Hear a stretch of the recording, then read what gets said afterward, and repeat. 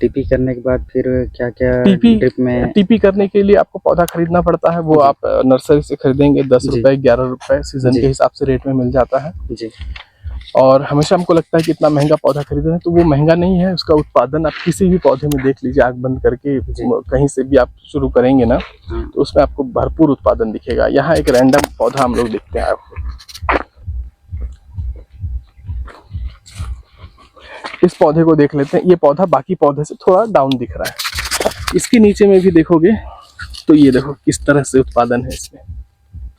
अब वो बीच में जो फल फंसे हैं ना, वो बढ़ नहीं पाएगा, वो जाम हो गया है। जी। लेकिन इतना उत्पादन है कि इसमें 5-7 किलो अभी लोड है। और एक एक बैगन, ये जो छोटा बैगन भी दिख रहा है ना, ये भी उतना ही बड़ा होगा जितना ये सब हो रहे हैं। किसी में भी देखेंगे आप ऐसे ही, ये देखो अंदर तक पूरा जो नया डाल आया सब में भरे पड़े बैगन।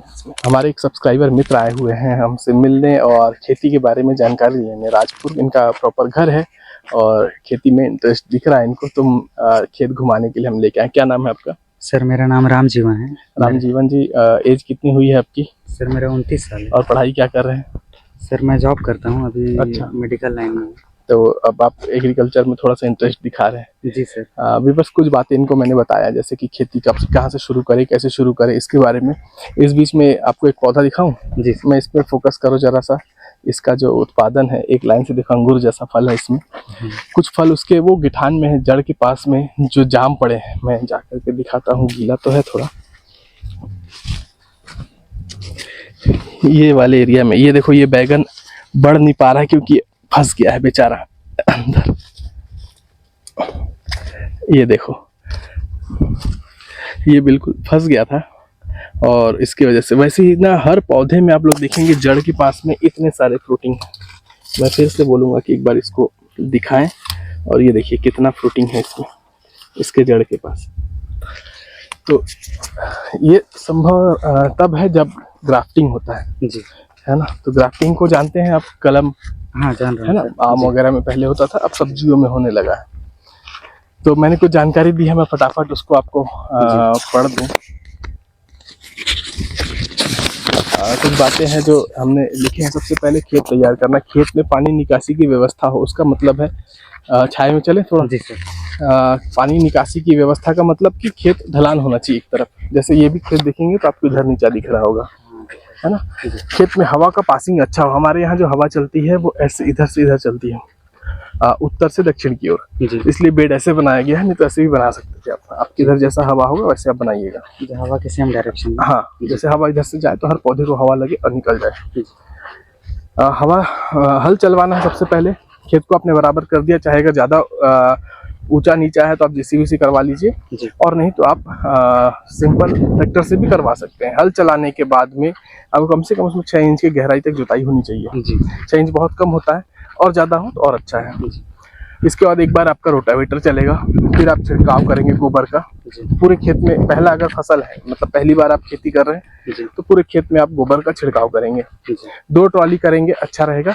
आप नहीं तो लोग 1 ट्रॉली में भी काम कर सकते हैं, क्योंकि ये लंबा फसल होता है। जो बैगन है, अगर इसको करते हैं तो लंबा फसल है, इसलिए इसको थोड़ा ज़्यादा करना रहता है। 2 ट्रॉली करेंगे तो अच्छा रहेगा, नहीं तो 1 ट्रॉली में भी काम हो जाता है। इसके बाद हम आते हैं इस पे कि दोबारा गोबर छिड़कने के बाद में दोबारा एक बार हल चलवाएंगे। आप रोटावेटर भी चला सकते हैं गोबर को मिक्स करने के लिए। फिर आप बनाते हैं बेड। 5 फीट दूरी पे, बेड से बेड की जो दूरी है वो 5 फीट रहेगी, उस पर आप बेड बनाते हैं। फिर आप बेसल डोज, जो मैंने आगे इसी वीडियो में मैं आगे बताऊंगा आपको, वो कवर करेंगे। बेड बनाने के बाद में बेसल डोज का छिड़काव करेंगे, जो मिक्स बेसल डोज है, उसके बारे में आगे बताऊंगा। फिर ड्रिप लगेगा, ड्रिप का पाइप बिछेगा, उसके ऊपर मल्चिंग से आप कवर करते हैं। कवर करने के बाद में आप उसको छोड़ देंगे खेत को कम से कम 5 दिन। अगर गर्मी का मौसम है 5 दिन, बरसात है तो थोड़ा सा और ज़्यादा, इसलिए कि उसमें बहुत सारे बैड बैक्टीरियाज होते हैं, बहुत सारे खरपतवार होते हैं, वो पूरी तरह से खत्म हो जाए। मल्चिंग लगाने का सिर्फ एक कारण है कि घास नहीं उगता इसमें। आप देखेंगे तो खेत पूरा बिना घास के है। सनलाइट एब्जॉर्ब नहीं करता है, ये रिफ्लेक्ट करके ऊपर भेज दे रहा है वापस। सिल्वर साइड ऊपर है, डार्क साइड अंदर है।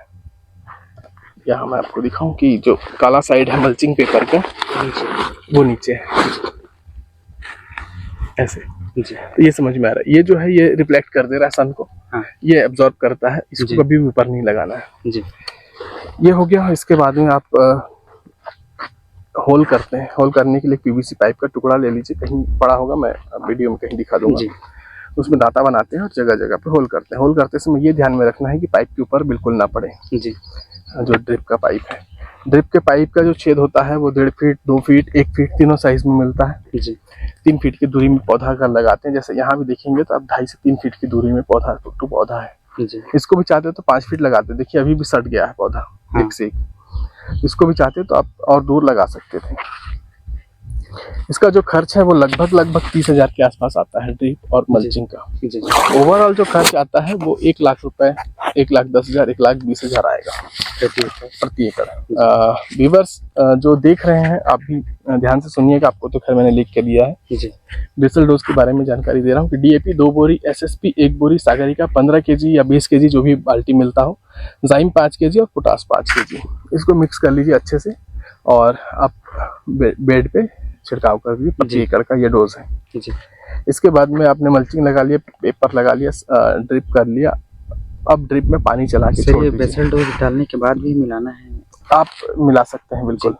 ये मैं आप पहले ही बताया था कि इसको मैं बाद में बताता हूँ, जी है ना। तो इसको आप मिक्स करेंगे उसमें, खेत में भी। जी मिक्स करने के बाद में मल्चिंग पेपर में होल होने के बाद ड्रिप से पानी चला के कम से कम 3 दिन तक मिट्टी को ठंडा होने के लिए छोड़ देंगे। जी अभी का भी अगर जैसे पानी डाले या पौधा लगाए पानी डाले जी तो वो पूरा मर जाएगा। रीजन उसका ये है कि जब धूप पड़ रही है ना, उसका जो भाप कहीं ना कहीं से निकलना है, जी तो वो उसी होल में से निकलेगा। हाँ। जिसमें पौधा लगाए हैं तो वो मर जाएगा पौधा। जी इसलिए पहले 3 दिन या 4 दिन आपको गीला रखना है खेत। जी ये करने के बाद में आपके पास जो भी पौधा आप लगाते हैं, ये बेसल डोज खीरा जो भी हाई इल्ड है, जैसे खीरा, लौकी, टमाटर, बैगन, इन सब के लिए सेम बेसल डोज आप यूज कर सकते हैं। और भी 1-2 फसल होंगे, करेला में भी यूज कर सकते हैं, जो हाई यील्ड वाले फसल है, मतलब ज्यादा उत्पादन वाले।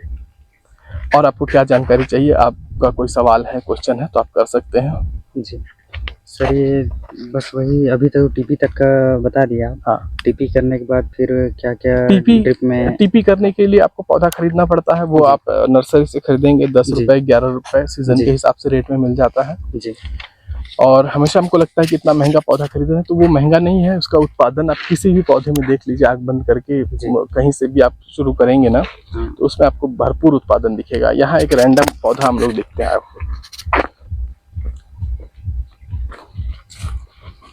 इस पौधे को देख लेते हैं। ये पौधा बाकी पौधे से थोड़ा डाउन दिख रहा है। इसके नीचे में भी देखोगे तो ये देखो किस तरह से उत्पादन है इसमें। अब वो बीच में जो फल फंसे हैं ना, वो बढ़ नहीं पाएगा, वो जाम हो गया है। जी लेकिन इतना उत्पादन है कि इसमें 5-7 किलो अभी लोड है। ये बड़ा होते तक में इसमें जो फ्लावरिंग दिख रही है आपको, ये देखो, ये जो ये लटक रहा है ना, इसके वजह से ये धागा बांधा जाता है। जी जो पौधा इसके अंदर से आएगा उसमें मजबूत फल होगा, जो ऐसे गिर जाएगा वो टेढ़ा मेढ़ा, कलर डिसकलर सब होगा। जी समझ गए? हाँ। इसलिए धागा रस्सी लगाना भी जरूरी है। इतना प्रोडक्शन किसी और वैरायटी में भी नहीं है। ये VNR 212 है। हाँ। यहाँ पे एक आध मिक्स वैरायटी कहीं दिखेगा तो हम लोग आगे दिखा देंगे जी कि इतना उत्पादन उसमें नहीं होता है। बैगन में एक बिल्ट की समस्या होती है। बिल्ट एक बीमारी का नाम है जी जो नॉर्मल बैगन में बहुत ज़्यादा लगता है।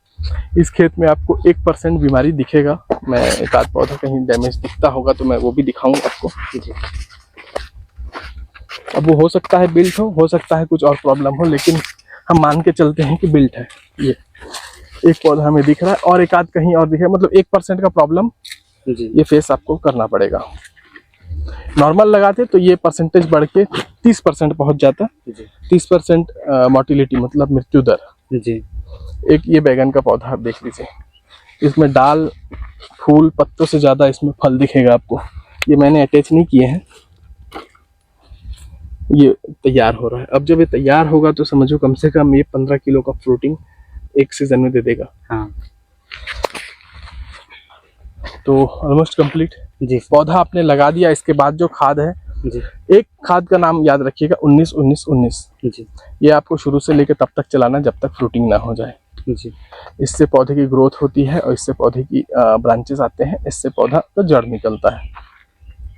और जो बाकी खाद है वो वीडियो में, बहुत सारे वीडियो में मैंने बता रखा है। अगर समय समय पे सीजन के हिसाब से अलग अलग दवाई, सब चीज़ वेरी करता है, उसके लिए कोई शेड्यूल नहीं है जी कि कौन सा दवाई चलाया जाए। बीमारी के हिसाब से दवाई चलेगी और जैसा समस्या आते रहेगा वैसे वैसे दवाई से चलाया जाएगा। जी जैसे 19-19-19 ग्रोथ के लिए होता है, जी जो एक फंगिसाइड आप कोई चला सकते हैं। बहुत सारे फंगिसाइड आते हैं, रेडोमिल गोल्ड है, यूपीएल का साफ है, ये आपको कंटिन्यू चलाना ही है जी क्योंकि बीमारी आने के बाद बैगन को कंट्रोल करना मुश्किल है।